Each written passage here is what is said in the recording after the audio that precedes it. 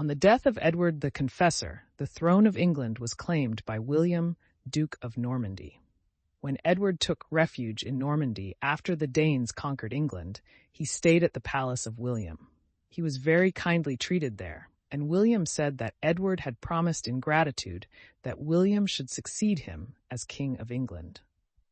One day in the year 1066, when William was hunting with a party of his courtiers in the woods near Rouen, a noble came riding rapidly toward him, shouting, "Your Highness, a messenger has just arrived from England, bearing the news that King Edward is dead and that Harold, the son of Earl Godwin, has been placed on the English throne."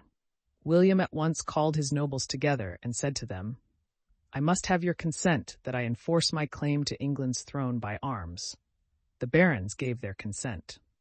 So an army of 60,000 men was collected, and a large fleet of ships was built to carry this force across the Channel.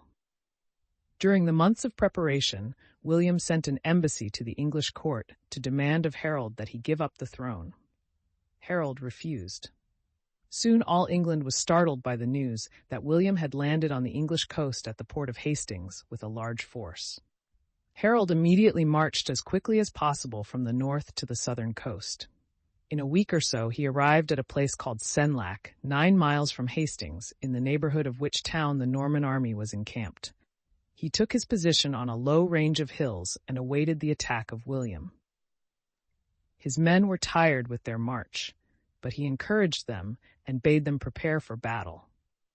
On the morning of October 14, 1066, the two armies met. The Norman foot soldiers opened the battle by charging on the English stockades.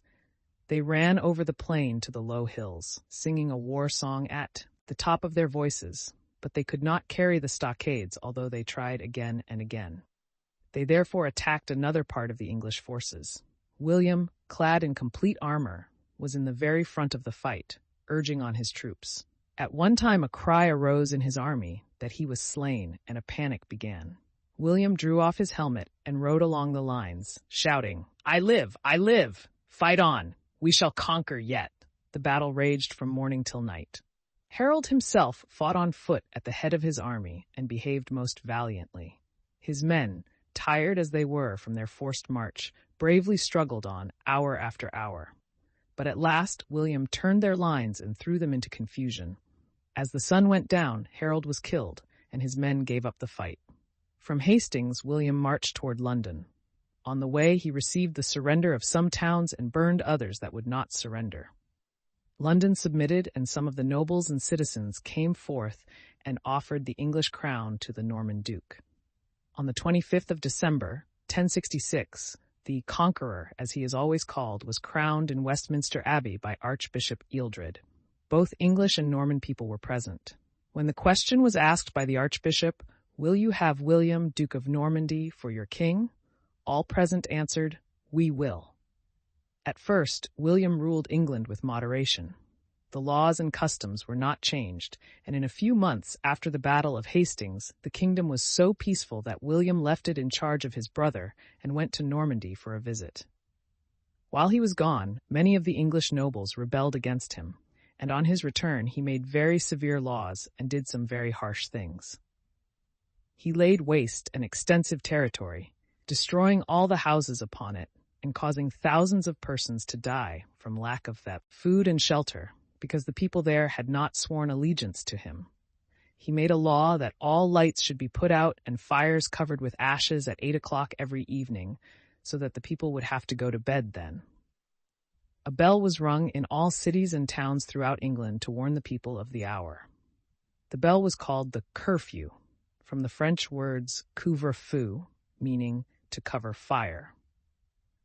To find out about the lands of England and their owners, so that everybody might be made to pay taxes, he appointed officers in all the towns to report what estates there were, who owned them, and what they were worth. The reports were copied into 2 volumes, called the Domesday Book. This book showed that England at that time had a population of a little more than 1 million. William made war on Scotland and conquered it. During a war with the King of France, the city of Mantes was burned by William's soldiers. As William rode over the ruins, his horse stumbled, and the king was thrown to the ground and injured. He was borne to Rouen, where he lay ill for 6 weeks. His sons and even his attendants abandoned him in his last hours. It is said that in his death struggle he fell from his bed to the floor, where his body was found by his servants.